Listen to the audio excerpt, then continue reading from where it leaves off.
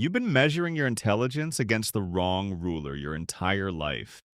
The ruler most people use, grades, test scores, how fast you process information, was designed to measure one specific type of mind. Not yours, maybe. There are types of intelligence that school never taught you existed, that no exam ever captured, and that might be the thing you've been best at all along. In 1983, a Harvard psychologist named Howard Gardner proposed something the academic world wasn't ready to hear. Intelligence isn't a single ability. It's a collection of completely separate capacities. What we're left with is a map of the human mind that most people never get to see.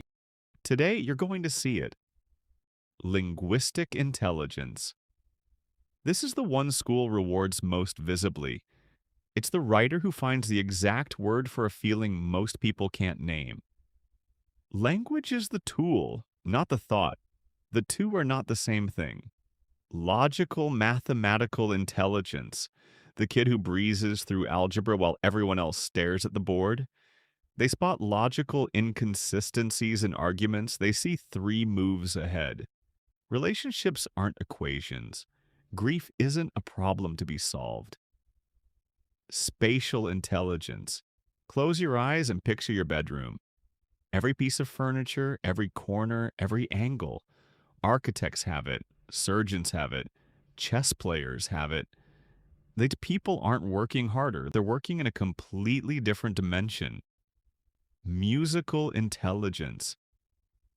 Musical intelligence is the ability to recognize, create, and respond to patterns in sound.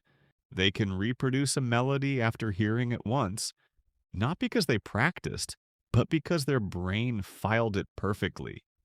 The world hits them harder than most. Bodily-Kinesthetic Intelligence. Bodily-Kinesthetic Intelligence is the ability to use your body skillfully. These are not people who read the manual. They are people who learn by doing.